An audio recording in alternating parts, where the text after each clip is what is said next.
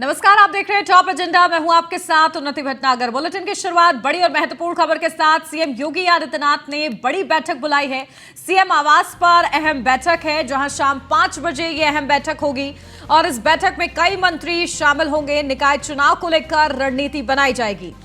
तो बड़ी बैठक और इस बैठक के जरिए निकाय चुनाव को लेकर रणनीति बनाई जाएगी, जहां निकाय चुनाव की तारीखों का अब ऐलान हो चुका है और ऐसे में अंतिम चरण में पार्टियों की तैयारी और जीत का प्रण लेने के लिए खास तौर से ये बड़ी बैठक आयोजित की गई है। सीएम आवास पर ही ये बैठक होगी। शाम 5 बजे का वक्त निर्धारित किया गया है इस बैठक के लिए। इस बैठक में कई मंत्री शामिल होंगे और इस बैठक के जरिए निकाय चुनाव को लेकर रणनीति बनाई जाएगी। तो 4 और 11 मई को निकाय चुनाव होंगे। इसको लेकर तारीखों का ऐलान हो चुका है। 2 चरणों में मतदान और इसी के लिए यह बैठक बेहद ही ज्यादा महत्वपूर्ण है। अपडेट लेते हैं, हमारी संवाददाता स्कंदता मिश्रा हमारे साथ जुड़ गई हैं। स्कंदता, क्या कुछ जानकारी? देखिए, सभी पार्टियां जीत का दावा कर रही हैं, बीजेपी भी जीत का दावा कर रही है। निकाय चुनाव की तारीखों का ऐलान हो चुका है। आज बैठक बुलाई गई है, क्या कुछ खास इस बैठक में? देखिए, जिस तरीके से नगर निकाय चुनाव की कल शाम को घोषणा हुई है और उसके बाद से सभी पार्टियां ने अपनी अपनी कमर कस ली है और इसी को लेकर आज भारतीय जनता पार्टी भी जो है उनके कार्यालय के बाहर भी प्रत्याशियों की होड़ लग गई है। और अगर बात की जाए, सीएम आवास में ये बैठक बुलाई गई है। सीएम योगी खुद इसका नेतृत्व करेंगे और तमाम जो भी कैबिनेट मंत्री हैं और जितने भी पदाधिकारी हैं वो सब इस बैठक में मौजूद रहने वाले हैं। और ये बैठक जो है नगर निकाय चुनाव को लेकर काफ़ी अहम होने वाली है। इसमें तमाम जो है जितने भी पदाधिकारी वो मौजूद रहेंगे और नगर निकाय चुनाव को लेकर रणनीतियां तैयार की जाएंगी कि किस तरीके से अपने जिताऊ प्रत्याशियों को मैदान में उतारना है और एक बेहतर परफॉर्मेंस, क्योंकि जो भारतीय जनता पार्टी है उनका सीधा फोकस जो है वो 2024 का चुनाव है और उसको लेकर वो लगातार दौरे कर रहे हैं। और नगर निकाय चुनाव में को लेकर भी खास करके उनको रणनीतियां बनानी है कि जिस तरीके से पिछली बार 4 चरणों में चुनाव हुए थे, लेकिन इस बार जो है उत्तर प्रदेश में 2 चरणों में चुनाव करवाए जा रहे हैं, जिसमें पहला जो चुनाव होने होगा वो 4 मई को और दूसरा चुनाव जो है वो 12 मई को कराया जाएगा। और मतलब इतनी जल्द ही 1 महीने के अंदर और उसके 2 दिन बाद ही परिणाम भी घोषित करवा दिए जाएंगे। तो जिस तरीके से पूरा ये स्केड्यूल रखा गया है चुनाव निर्वाचन आयोग की तरफ से, तो उसको लेकर उसमें कैसे फिक्स होते हुए अपनी रणनीतियां बनानी है उस पर भी विचार विमर्श करेंगे आज सभी मंत्रीगण। और जो विधायक हैं जिनको ड्यूटी दी जाएगी कि जो अपने खास करके जो प्रत्याशी है उनका लेखा जोखा तैयार करके जो है तैयार करना है कि किस प्रत्याशी को कहाँ उतारना है। तो सभी पार्टियों की अपनी तैयारियां चल रही हैं और इसी क्रम में भारतीय जनता पार्टी भी जो है वो खास करके अपने जो एक चार्ट है वो ऑलरेडी तैयार करके उन्होंने रखा हुआ है। जो अंतिम आरक्षण सूची थी उसके इंतजार में सभी पार्टियां बैठी हुई थी कि जैसे ही अंतिम आरक्षण सूची का ऐलान होगा वो अपने प्रत्याशियों की सूचियों का भी ऐलान कर दिया जाएगा। वहीं अगर बात की जाए समाजवादी पार्टी की, तो उन्होंने भी अपना जो विधायक थे उनको उनकी टीम गठित की हुई थी कि किस तरीके से जो भी प्रत्याशी हैं वो अपने अपने जिला प्रभार के जो प्रत्याशी हैं उनका लेखा जोखा तैयार करके प्रदेश जो कार्यालय है वहां पर सौंपे। इसी क्रम में सभी पार्टियां लगातार तैयारियां कर रही हैं और आज ये बैठक जो है वो नगर निकाय चुनाव को लेकर काफी अहम मानी जा रही है, जिसमें तमाम तरीके की रणनीतियां बनाई जाएंगी। क्योंकि कल चुनाव निर्वाचन आयोग ने कहा था कि जो खास करके जो संवेदनशील क्षेत्र है वहाँ पर जो है अतिरिक्त पुलिस लगाई जाएगी, ज़्यादा कर्मियों की ड्यूटी वहाँ पर तैनात की जाएगी। तो ऐसे में योगी सरकार पूरी तरीके से तैयार रहेगी कि कहीं भी कोई कसर छोड़ी ना जाए, किसी भी तरीके से जो है वो अच्छा एक परफॉर्मेंस अगर नगर निकाय चुनाव में देखने को मिलेगा तो चीज़ें आगे लोकसभा चुनाव 2024 के लिए बेहतर होंगी, क्योंकि सभी पार्टियाँ इसको लिटमस के रूप में देख रही हैं। वहीं बात की जाए अगर चुनाव को लेकर आरक्षण सूची के बाद में, तो इस बार नगर निकाय चुनाव जो है वो सबसे ज्यादा क्षेत्र कवर कर रहा है। टोटल 14,684 पदों पर चुनाव होने हैं, तो अपने आप में जो पिछली बार के अगर मुकाबले कंपेयर किया जाए तो बहुत ज़्यादा है। ऐसे में उन्होंने जो है 17 महापौर चुने जाएंगे और ख़ास करके जो नगर निगम है वहाँ पर और नगर जो पालिका है वहाँ पर ईवीएम के थ्रू चुनाव होने हैं कुछ जगहों पर। और इसके अलावा जो नगर पालिका परिषद है, बिल्कुल, तो देखिए इस लिहाज से ये बैठक बेहद ही ज्यादा खास है। बीजेपी किस तरीके से ट्रिपल इंजन सरकार बनाने के लिए रणनीति बनाती है, देखना महत्वपूर्ण रहेगा। बहुत शुक्रिया स्कंदता आपका। लखनऊ से अगली महत्वपूर्ण खबर, जहां आज सीएम योगी 2 दिवसीय नेशनल क्लाइमेट कॉन्क्लेव का उद्घाटन करेंगे। साथ ही बता दें कि इस दौरान केंद्रीय मंत्री भूपेंद्र यादव और मंत्री डॉक्टर अरुण कुमार सक्सेना के साथ कैफी मलिक शामिल होंगे। बता दें कि इस कार्यक्रम का आयोजन सुबह 10 बजे इंदिरा गांधी प्रतिष्ठान लखनऊ में किया जाएगा। तो 2 दिवसीय नेशनल क्लाइमेट कॉन्क्लेव का उद्घाटन आज सीएम योगी आदित्यनाथ करेंगे।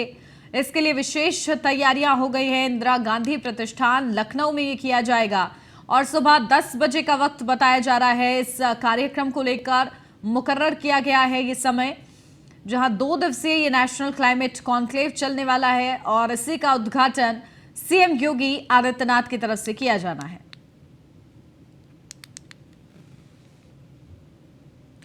देर शाम नगर निकाय चुनाव की अधिसूचना जारी होते ही सभी जिलों में प्रशासन हरकत में आ गया। चुनाव की अधिसूचना के साथ ही जिले में आदर्श चुनाव आचार संहिता लागू हो गई, जिसके तहत सभी जिलों में जिला प्रशासन ने सार्वजनिक जगहों पर लगे राजनीतिक बैनर, होर्डिंग्स और पोस्टर हटाना शुरू कर दिया।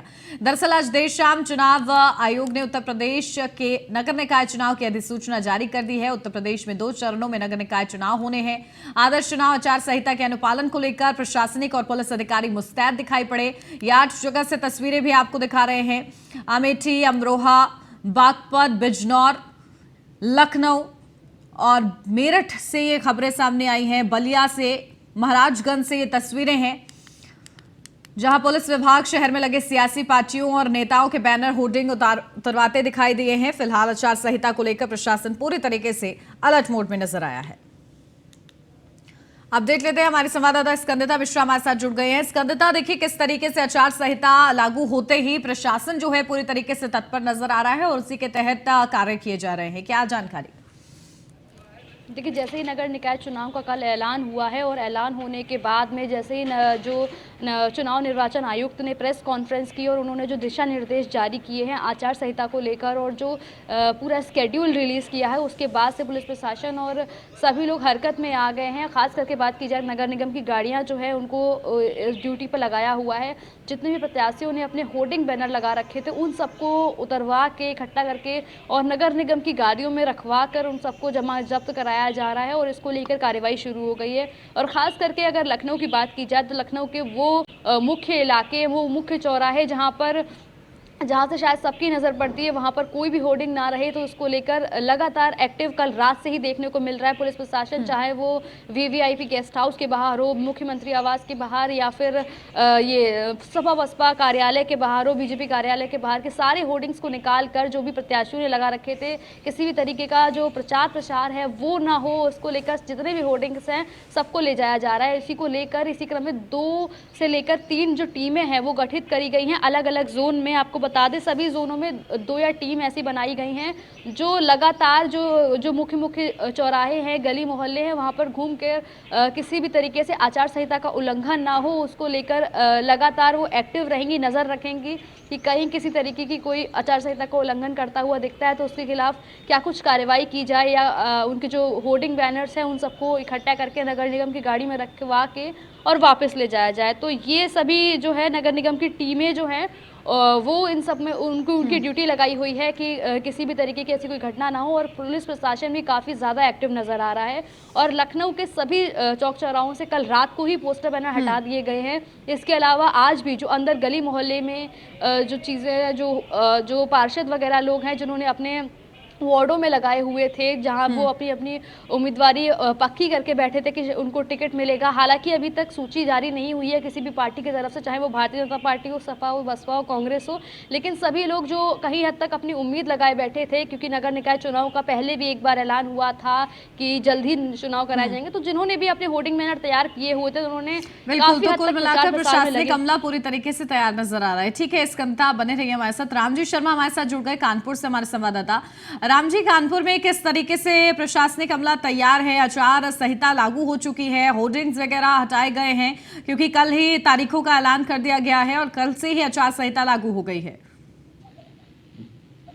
जी बिल्कुल, मैं आपको बता दूं कि जिस तरह निर्वाचन आयोग ने प्रेस कॉन्फ्रेंस करके निकाय चुनाव की तारीखें निर्धारित की हैं, जो 4 मई को पहले चरण को, 11 मई को दूसरे चरण के चुनाव होने, ऐसे में कहीं ना कहीं आचार संहिता लागू होने के बाद से जो कानपुर जिला प्रशासन है, जब पुलिस कमिश्नरेट पुलिस हो, वो सभी एक्टिव है। तो एक बैठक और जिलाधिकारी ने एक बैठक करके तत्काल सबको जो विभागीय लोग हैं उनको निर्देश दिए, चाहे नगर निगम की टीम हो, चाहे पुलिस की टीम हो, चाहे अन्य विभाग की सभी को निर्देश दिए कि जो भी होर्डिंग बैनर जो चौराहों पर लगे हैं, हर जगह लगे हैं, उनको उतारने का काम हो गया।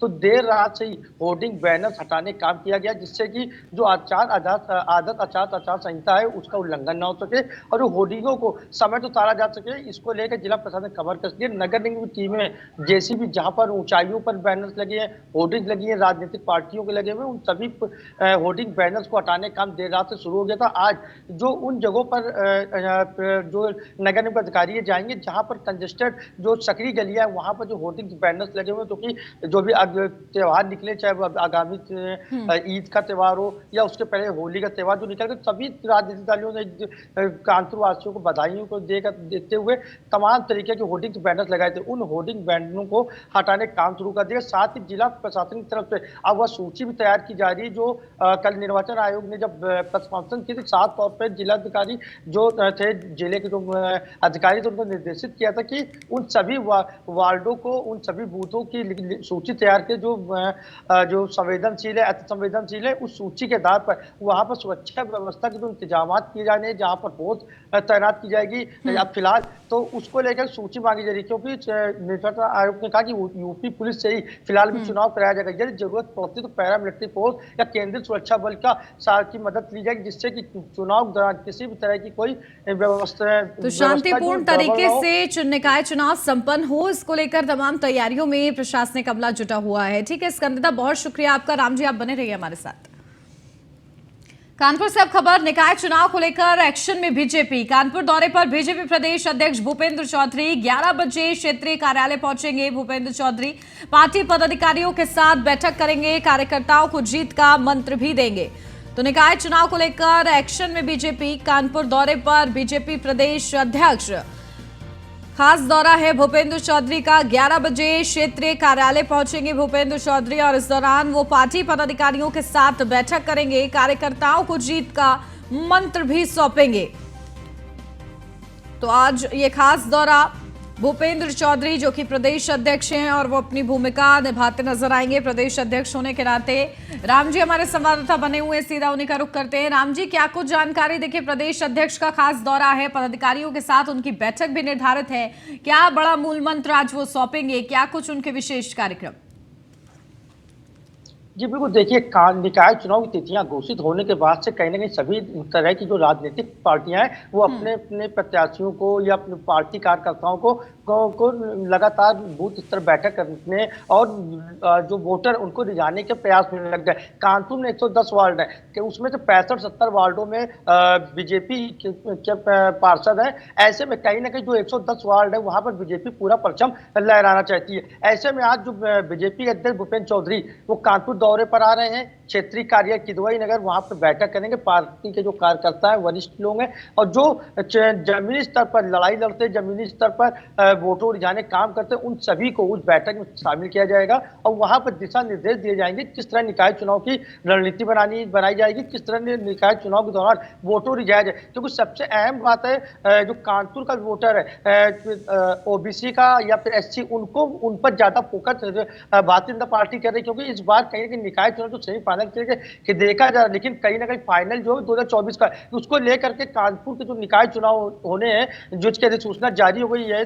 दूसरे चरण मतलब 11 मई को कानपुर में मतदान होगा और 13 मई को उसके मतगणना होती है। ऐसे में जो 11 मई को मतदान होने उसको लेकर पूरी तैयारियां कर ली गई है और पार्टी कार्यकर्ताओं को बताया जाए किस तरह उनको चुनाव लड़ना है, किस तरह उनको वोटों रिझाना है, जिससे कि जो 70 सीटों में जो भी भाजपा की अभी जो पकड़ है वो 110 वार्ड में सभी वार्डों में अपने परचम लगाना चाहेगा। इसी को देखते हुए जो क्षेत्रीय कार्यालय वहां पर बैठक के लिए भूपेंद्र चौधरी पहुंचेंगे और वहां पर सभी कार्यकर्ताओं से बैठक करने के बाद उनको दिशा निर्देश देंगे कि किस तरह निकाय चुनाव की तैयारी करनी, किस तरह पार्टी कार्यकर्ताओं को जमीन को करना है और वोटरों को रिझाया जाएगा, जिससे कि सभी वार्डों में बीजेपी का परचम लहरे और जो विपक्षी है, जो दूसरी पार्टियां, उनको करारा जवाब दिया जा सके। जी बिल्कुल, तो आज बड़ा मूल मंत्र भूपेंद्र चौधरी सौंपने वाले हैं। उनके इस दौरे पर नजर बना के रखिएगा। राम जी, बहुत शुक्रिया आपका। यूपी में शहर की सरकार कहे जाने वाले नगर निकाय के चुनाव का ऐलान हो चुका है। सभी राजनीतिक पार्टियां अब इस सियासी रण में कूद चुकी हैं। आखिर 2024 के रण से पहले यह सेमीफाइनल कितना जरूरी है, इस रिपोर्ट के जरिए समझिए।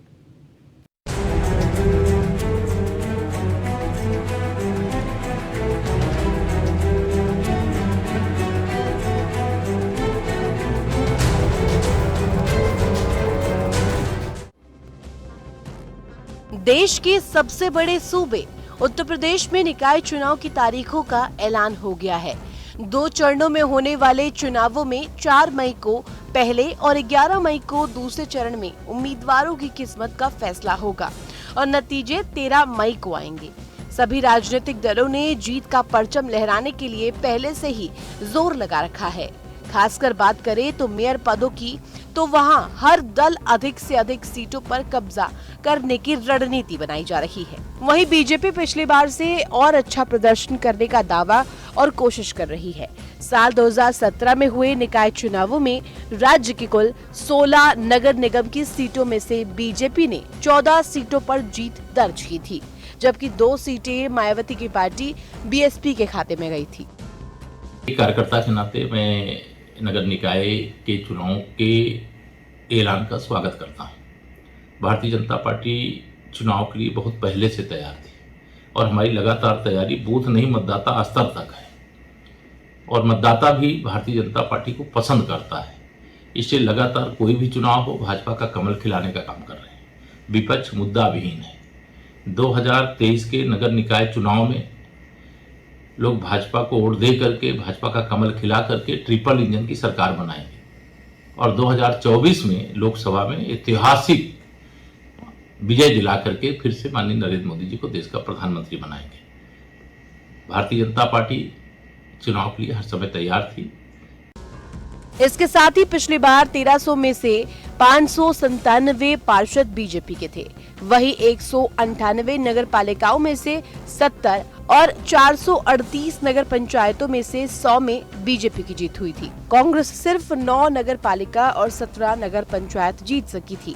राहुल गांधी की सदस्यता जाने के बाद झटका खाए बैठी कांग्रेस भी 2024 की तैयारियों में जुट गई है, लेकिन यूपी में बिना दूल्हे के बारात लेकर चल रही कांग्रेस की नैया किस तरीके से पार लगेगी, ये भी देखने वाली बात होगी। तो वही निकाय चुनाव की सूचना जारी होने के बाद कांग्रेस भी एक्शन मोड में नजर आ रही है। कांग्रेस के राष्ट्रीय प्रवक्ता सुरेंद्र राजपूत कहते हैं कि कांग्रेस इस बार सीधी टक्कर देने जा रही है। इस बार के निकाय चुनाव भारतीय जनता पार्टी के दबदबे का और कुशासन का अंत करेंगे। जितने भी महानगर हैं, सभी जगहों पर भारतीय जनता पार्टी की वादा खिलाफी प्रमुख मुद्दा होगी। जनता की समस्याएं प्रमुख मुद्दा होगी। बिजली, नाली, पानी और जिस तरीके से इन लोगों ने कुशासन किया है वो प्रमुख मुद्दा होगा। मेयरों का अधिकार मुख्य मुद्दा होगा और कांग्रेस पार्टी पूरी ताकत से इन चुनाव में लड़ेगी। श्री ब्रजलाल खाबरी के नेतृत्व में कांग्रेस पार्टी पूरी तरीके से तैयार है। पूरा निकाय चुनाव कांग्रेस पार्टी जीतेगी, ऐसा हमारा विश्वास है। यूपी की सियासत में इस वक्त की प्रमुख विपक्षी पार्टी समाजवादी पार्टी निकाय चुनाव को लेकर एक्शन मूड में नजर आ रही है। इस बार सपा रालोद मिलकर मैदान में उतरने का ऐलान कर चुके हैं। दोनों पार्टियों ने सीटें तय करने के लिए एक समन्वय समिति का गठन किया है। इनकी रिपोर्ट के आधार पर शीर्ष नेतृत्व सीटों का निर्धारण करेगा, मगर अभी दोनों दल के दावेदार मैदान में हुंकार भर रहे हैं। खासकर पश्चिम यूपी में सपा और रालोद ने खुद को प्रभावी और भावी प्रत्याशी के तौर पर जनता का आशीर्वाद मांग रहे हैं, लेकिन अंदर ही अंदर सभी असमंजस में हैं। वजह साफ है, बतौर प्रत्याशी इनका भविष्य सीटों के बंटवारे से नहीं तय होना है और 2024 के लोकसभा चुनाव की दिशा भी सपा और रालोद सीटों का आवंटन ही दावेदारों का भविष्य तय करेगी। लिहाजा हाल में दिल्ली दौरे पर आए सपा प्रमुख अखिलेश यादव से पश्चिम यूपी के नेता जयंत चौधरी से मिले। इस दौरान पश्चिम यूपी में सपा की जनाधार वाली सीटों का जिक्र किया गया। वहीं रालोद मुखिया से भी उनकी पार्टी के नेता खुद की जनाधार वाली सीटों का जिक्र कर दावेदारी मजबूत कर रहे हैं। हालांकि किस सीट पर कौन से दल का प्रत्याशी लड़ेगा, यह दोनों दलों के नेता तय करेंगे। निकाय चुनाव में भारतीय जनता पार्टी की हार होगी, चाहे वो प्रशासन की कोई भी ताकत लगा दें। जिस तरीके से महंगाई, बेरोजगारी बढ़ी है, और जिस तरीके से बिजली के बिल आ रहे हैं, और नगर निकाय क्योंकि शहरी क्षेत्र का चुनाव है, न ये लोग कूड़े का इंतज़ाम कर पाए और तब न सफाई का इंतज़ाम कर पाए। याद कीजिए प्रधानमंत्री जी ने पैर धोए थे, खुद झाड़ू लगाया। आखिरकार जनता जानना चाहेगी कि दिल्ली और लखनऊ से जो बजट आता था कूड़े के लिए, नालों की सफाई के लिए, गंदगी को हटाने के लिए, आखिरकार क्या हुआ उसका। रालौद को अभी तक गांव की पार्टी माना जाता है, वहीं अब शहर की पार्टी बनने के लिए भी जोर लगाया जा रहा है। इसके लिए नगर निकाय चुनाव में मजबूती से लड़ने का फैसला लिया गया है, लिहाजा पार्टी पदाधिकारियों पर भी दांव लगेगी। ऐसे लोगों को टिकट देगी जो संगठन में सक्रिय है और साथ ही सामाजिक रूप से भी जनता के साथ संघर्ष में तत्पर रहते हैं। वहीं रालौद पश्चिम यूपी में ज्यादातर सीटों पर उतरने का मूड बना रही है। निकाय चुनाव को 2024 के रण से पहले सेमीफाइनल कहा जा सकता है।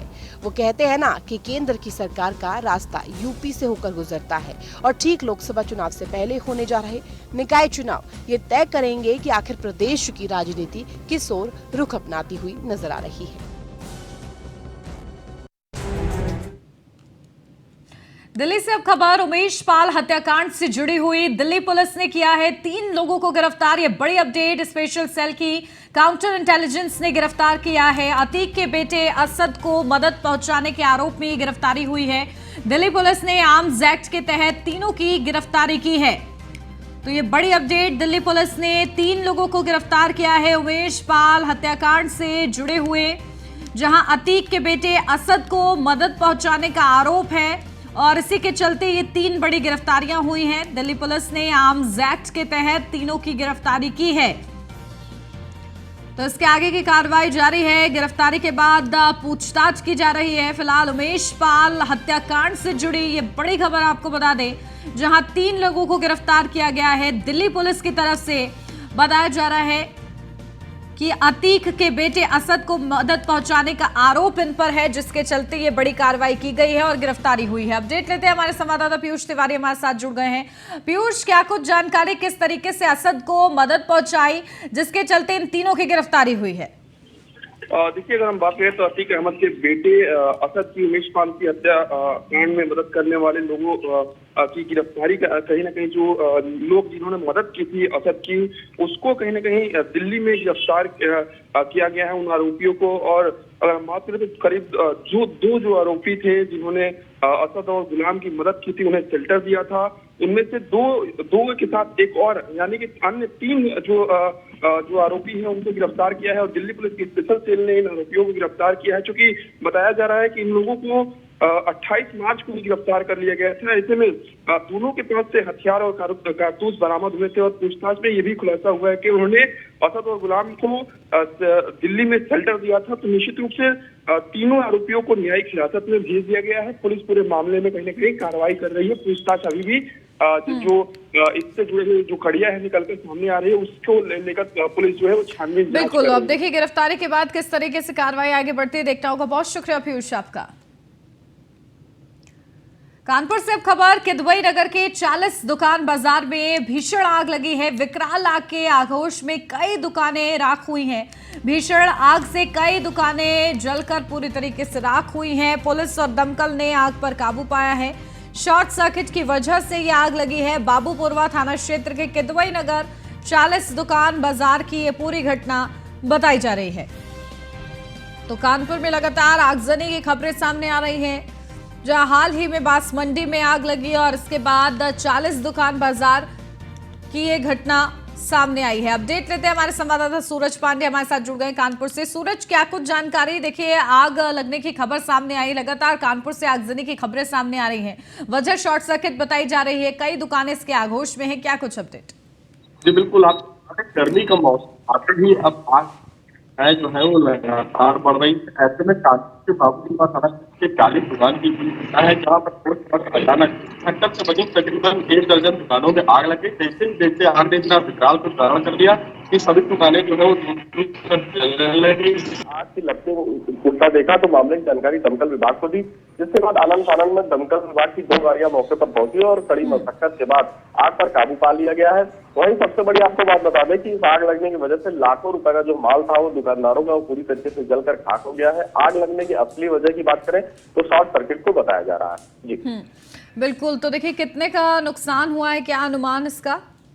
जी बिल्कुल, आपको बता दें कि जिस तरीके से बड़ी बात यह है कि 40 दुकान में तकरीबन सैकड़ों की संख्या में दुकानें हैं। ऐसे में खट्टर से बनी तकरीबन 1 दर्जन दुकानें ही इस पूरे घटना में जल पाई थी, जिसके बाद इस आग पर काबू पा लिया गया है, जिसके बाद लाखों रुपए के नुकसान की बात सामने आ रही, क्योंकि यहाँ पर कॉस्मेटिक की दुकानें थी, चमड़े के फर्श की दुकानें थी, तो साथ ही कई कपड़े की भी दुकानों में आग लगी है, जिसकी वजह से पूरा जो माल है वो जलकर खाक हुआ है। ऐसे में कहीं न कहीं से जो दुकानदार है वो काफी परेशान है। उनका कहना है बिल्कुल, दुकानदारों को कैसे राहत पहुंचाई जाती है ये भी देखना होगा। बहुत शुक्रिया सूरज आपका तमाम जानकारी के लिए। फर्रुखाबाद से अब खबर, जहां निराश्रित गौवंशों के लिए बोई गई फसल को दबंगों ने काट लिया है। बताया जा रहा है कि निराश्रित गौवंशों के लिए ग्राम प्रधान ने गेहूं की फसल बुआई थी, जो दबंगों ने दबंगई के बल पर काट ली है। साथ ही दबंगों ने तालाब और ग्राम सभा की भूमि पर भी कब्जा कर रखा था, जो एसडीएम ने पुलिस फोर्स के साथ कुछ महीने पहले ही कब्जा मुक्त कराया था। प्रधान का आरोप है कि जब दबंगों को फसल काटने से मना किया गया तो प्रधान को जान से मारने की धमकी दे डाली। फिलहाल प्रधान ने दबंगों के खिलाफ थाने में तहरीर दी है। और इसी के साथ इस बुलेटिन में बस इतना ही। खबरों का सिलसिला आगे भी जारी है। आप बने रहिए न्यूज़ 1 इंडिया के साथ।